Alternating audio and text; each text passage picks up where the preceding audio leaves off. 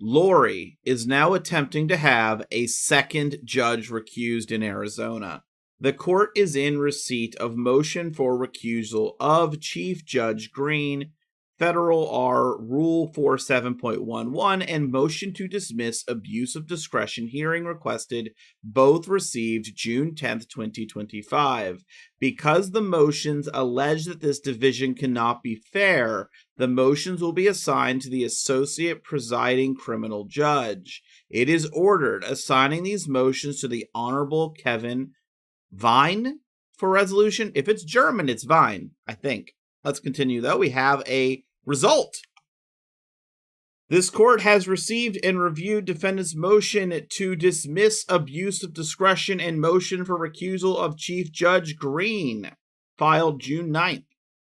This ruling only addresses these two motions insofar as they seek to a change of judge for case pursuant to Arizona Rule Criminal Procedure 10.1 to the extent that these motions seek other relief. The assigned trial judge will handle the request. Rule 10.1 covers the change of judge for cause. Rule 10.1b1 provides that a party may not file a motion after a hearing or trial begins.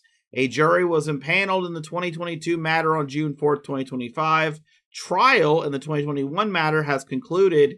These motions, therefore, are untimely. For these reasons, defendants' request to remove Judges Green and Boreski for cause is denied. So yes, you heard that right.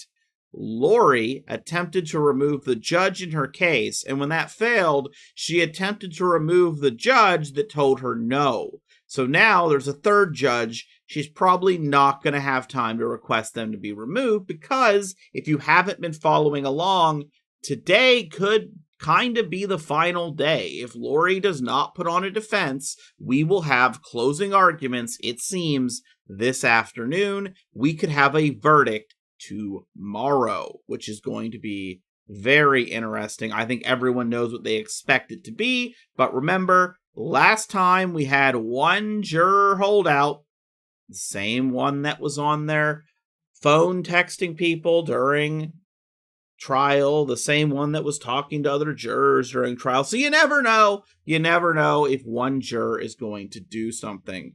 So I'll be covering that. I'll have a video coming out later of today's proceedings. I do want to ask, though, how does the webcam look? Is it okay? I'm still dialing it in and figuring it out.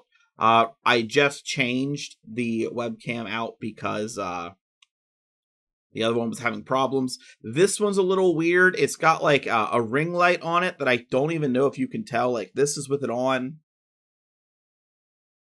This is with it off. I don't think it's bright enough compared to the other stuff I'm using for lighting. I have that like little green line here.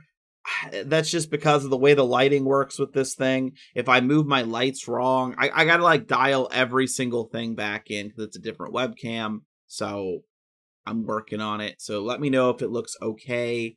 And if not, I'll try to make it look a little better by the time I do the full coverage. Let's just go here. And you can see like my hand got brighter, but I think it removes a little bit up here with like the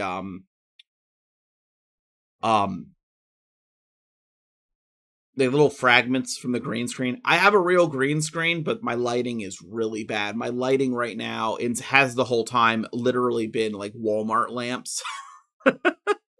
So they don't exactly light me and the green screen up that well. It's just an expense I haven't put money into, which I probably should. But that'll happen later. Now, as I said before, again, if you haven't been following, I have something I'm going to be doing on Friday. If there is a verdict, I will be planning to, at this time, if there's a verdict on Friday, I plan to try to get the video out as fast as possible. I talked about previously on Thursday, I might go out and try to get things ready for Friday. I don't have that luxury. I got other things I have to do Thursday, but they'll be at home.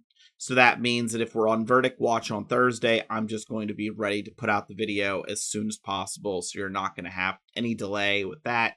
I'll probably put a post in the community tab, if I remember, that a verdict is coming, but the best way is going to be, for example, notifications on Twitter with Nate Eaton. Also expect the East Idaho News Channel to go live before we get a verdict. Verdict, I think, was on a 5-minute delay in the first trial, so I expect it to be shorter this time. Obviously, 30-minute delay for verdict would be crazy. After this ends, remember, Lori is still trying her appeal in Idaho. I have a video on that if you haven't watched it. She's trying all the 404 issues to try to get that done. They got rid of her one lawyer while she was deemed incompetent. While she was deemed incompetent, a hospital worker got her to contact, and this is just from what she claims, so this is from their version of it. They claim a hospital worker got her to contact the church to get a lawyer from the church, and then whoever she spoke to then spoke to the police or prosecutor or someone like that. So it is an absolute mess. Obviously it's an appeal, so it's not like a case to cover. I don't like we have right now. But it is, I think, some decent insight into the appeal process. And remember, Sarah Boone has her own appeal going on.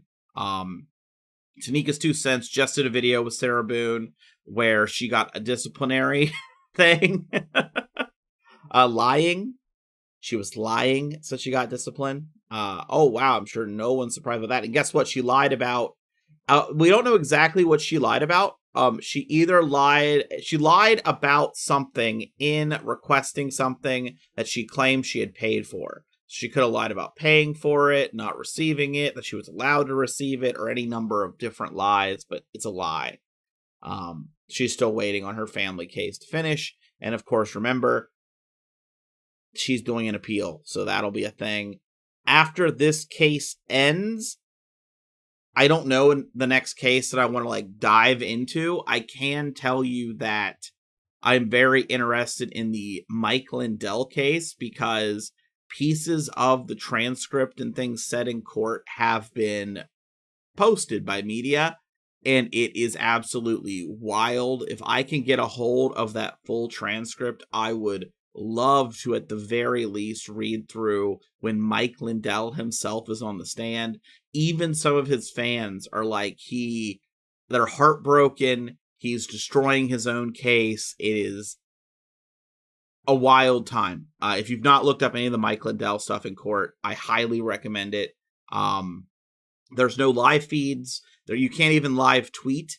The journalists have to leave the courtroom to put out a tweet about what happened in court. So it's not the best to do videos on, and I'd like to just wait for that transcript to fully just soak it in and enjoy it. But I'll see you in the next video, probably the one covering Lori's possible closing arguments.